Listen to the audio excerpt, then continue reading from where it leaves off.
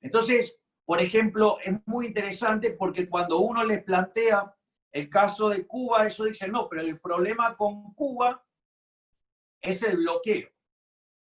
Entonces, es interesante porque en el mismo debate, digamos, ellos se muestran en contra de la globalización.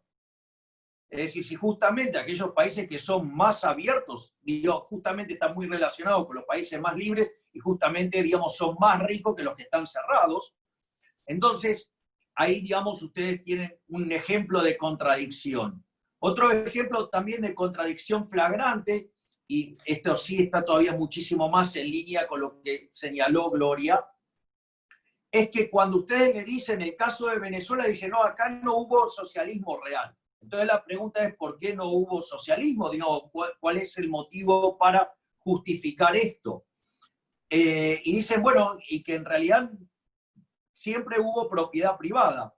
Entonces, la realidad es que entonces uno le pregunta, bueno, ¿y entonces cuál es el modelo? Y ellos en general suelen referenciar al caso de los países nórdicos. Y esto es muy interesante porque en realidad ellos dicen que no hay propiedad privada. Digamos, que el problema es que seguía habiendo propiedad privada en Venezuela. Ahora, cuando ustedes toman el caso de los países nórdicos lideran los rankings de propiedad privada, de respeto de propiedad privada. Por lo tanto, hay todo un conjunto de argumentaciones que tiene que ver con la superioridad en el plano cuantitativo, que hay que tenerla siempre a mano, porque eso, digamos, es un primer elemento donde no solo que ustedes entran ganadores al debate, sino que no tienen mucha salida. O sea, en ese tipo de cuestiones es una parte, digamos, bastante fácil del debate, por decirlo de alguna manera. Entonces, el punto es hacia dónde después va a mutar el debate. En algunos lugares sí se da, en otros lugares va evolucionando hacia ahí. Y es básicamente cuestionar la desigualdad que genera el capitalismo. Es un cuestionamiento de índole moral. En un reciente libro de probablemente nuestro máximo exponente del liberalismo en habla hispana de la historia, de Alberto Venegas Lynch, hijo, y, digamos, con Peretnik, ellos escribieron un nuevo libro que se llama El retorno de la barbarie. Todos, digamos, la referencia claramente está hecha con lo que era el libro de Sarmiento, Facundo, que era Facundo, Civilización y Barbarie, y en dicho libro, digamos, lo que era la barbarie era no estar educado. En cambio, digamos, hoy el tema de la barbarie tiene que ver con el concepto de la justicia social. Y ahí es donde entonces uno empieza a tallar sobre lo que es el plano de la batalla cultural que tiene que ver con lo moral.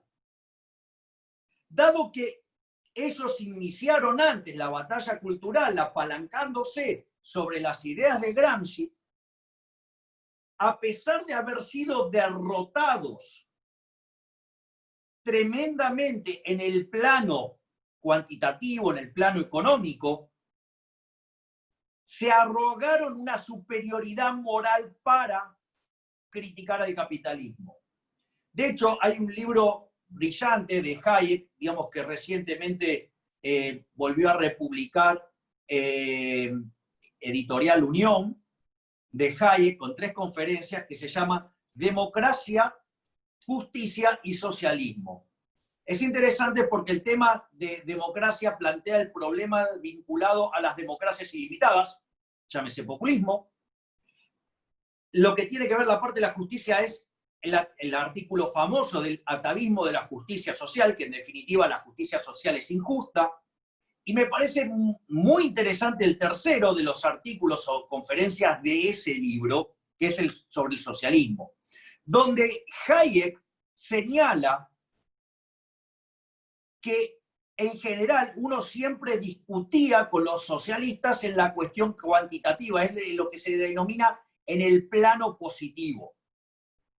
Sin embargo, lo que dice en ese artículo es, ojo, porque si van a atacar la cuestión moral del capitalismo, es necesario dar una batalla en el plano moral.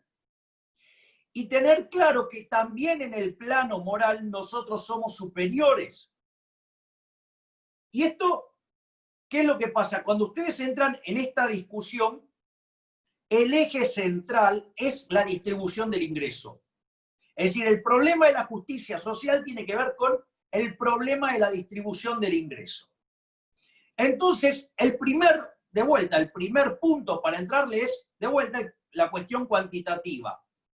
¿Por qué? Porque ellos miran el indicador raulsiano, es decir, el decil más alto contra el decil más bajo, pueden hablar del Gini o pueden hablar del Atkinson, pero en realidad lo que ustedes tienen que plantear es que ustedes, eso es una foto, y esa foto no dice nada respecto a la lógica subyacente de cómo se generó la distribución del ingreso. Porque si fuera por eso, entonces deberíamos estar aplaudiendo a Venezuela porque hoy tiene el coeficiente Gini más bajo de la región.